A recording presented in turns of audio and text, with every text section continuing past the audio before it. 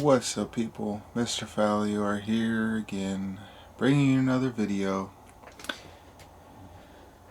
So if you missed yesterday's video, it was titled Rest in Peace, Betty. If you don't know, Betty was the black and white cat that was dropped off here some time ago. She couldn't hear very well at all, barely ever blinked, and she was like really scared of everything. But eventually she became okay with us, and she decided to start coming in the house. So it became a thing where like she would come in until she wanted to go out, and then she'd go out and then stay out until she wanted to come back in. And normally it was just to pee, because for some reason she wouldn't use the litter boxes inside, so she would only ever use the bathroom if she went outside. And like at some cases she didn't want to go outside for the whole day, so she held it for the whole day somehow. I have no idea how, but she didn't want to go out, but she never went in the house. I don't know how that happened, but that's what she did.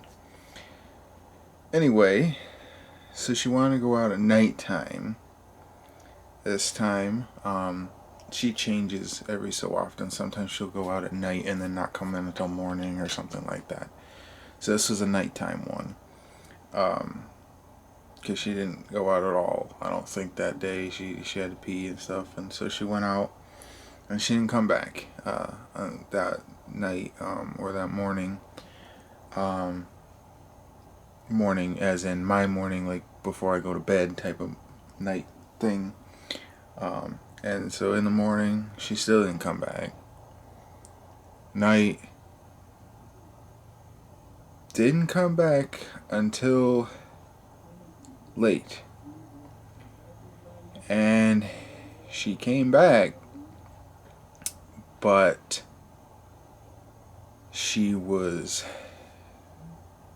torn up a bit in the stomach,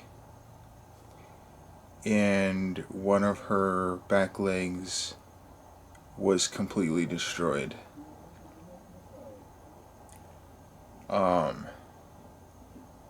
And it was, the vet confirmed that it was some sort of animal. Don't know what, it's hard to tell. Could have been somebody's dog, could have been a raccoon, could have been a coyote. That so far we haven't seen any, but they're known to be around here. And because she can't hear very well, but she's very vigilant, the only way it could have happened was if they snuck up behind her and grabbed her leg, and then she somehow got away. But it took all day long for her to get back and somehow make it into our back room. And she is literally crying out in pain, screaming in pain because of this. And she hasn't eaten since coming in the last time, since leaving that night, or drank or whatever, and she wouldn't eat, she wouldn't drink, nothing. So we made it a thing where, even though we don't have the money, took her to the vet first thing in the morning, and they said that she has a very severe, like, break all the way through the leg, which we knew. But not only that, but like the cut that was the deepest cut that was on her stomach was already dying, the tissue, and was full of maggots already. And they poured alcohol on it to get rid of as many maggots as they could, or whatever that stuff is. I'm pretty sure it was alcohol, the white bottle, but I don't know, maybe there's some type of animal safe for type stuff that's equivalent to that, but you know. And then the doctor came in, and he had her put to sleep, or close to it, you know, like the part where like they can still have their eyes open but they can't move, they're like really out of it, so that he can do an in-depth look. And it was determined that if nothing is done, she would die. If they could, if they tried to do whatever they could to give her a chance, that chance would be very low, and that treatment would be very expensive. And she still has even afterwards, would still have a very high chance of getting a blood clot, to the point it would give her a massive, very painful heart attack before eventually dying to it. But it would be very painful the entire time she's going through it, and it would not be instantaneous. And he said that heart attack would happen pretty much guaranteed if they did nothing with the leg. Like they could clean the cut and stuff, that'd be okay. That would heal, but it was the leg part as well that was a big deal. Like it was broken and destroyed to a point where the blood could go in it, but it could not come back out properly anyway. So I forgot. I'll show you guys the bill. And this was the estimate that they gave us. That's everything that would be needed. And that's the cost that would be required. They did say that this is about the maximum that it would go. It's possible that some would be lower, but the amputation is $350 by itself. The wound cleaning, $200 by itself.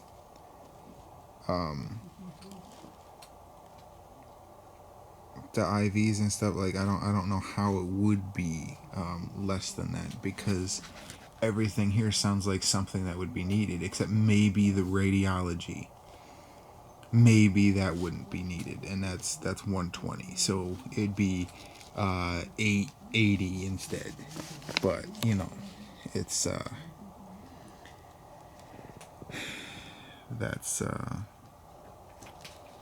the estimate we were given. And as you guys know, we don't have it. I literally had to resort to asking you guys with the GoFundMe not too long ago, and I did again just a couple days ago because my car overheated and stuff. Nobody donated, but luckily my stepdad got paid, so he did it, but he's mad about it. But so they said that their recommendation would be to put her to sleep. And like the thing is like it's very hard on both me and my mom to make that decision, because we both believe that if somebody, or even if it's an animal, if a living thing has a chance of living, then you should give it to them if you can. And we just couldn't. And even if we could, there would have been a possibility that her death would have been very painful anyway. Like, going through all of that and then her still having a painful death.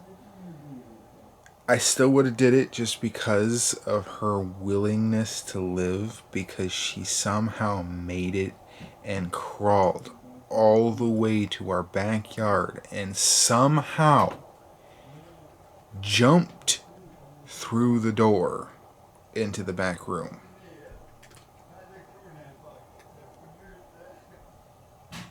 And my stepdad's talking really loud on the phone. So, like, she wanted help and she couldn't get it. And now she's gone. So that really sucks.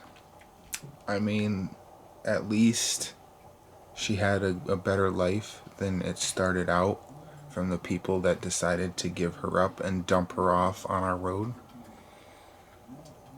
But it just sucks because she was still young. She was younger than Mookie and Tasha. I know that. So now she's gone. She's buried. And yeah. If you would like to see a couple video clips of her, watch yesterday's video. It's without the original audio. I added music to it instead. But there's three clips that I found.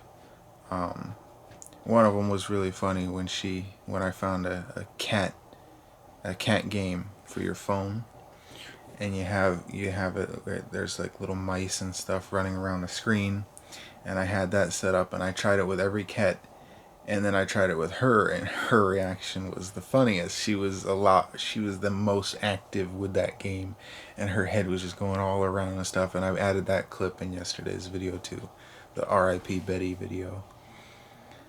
So, I mean, I'm glad I had a couple videos of her before that.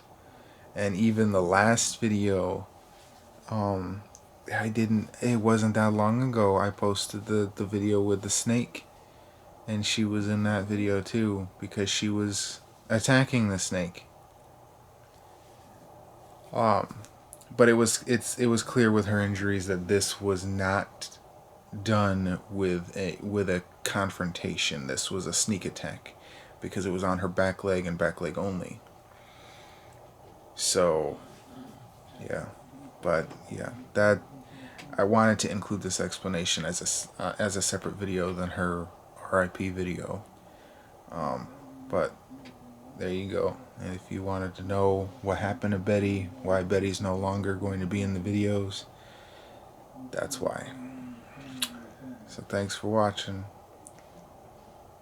I'll see you guys tomorrow.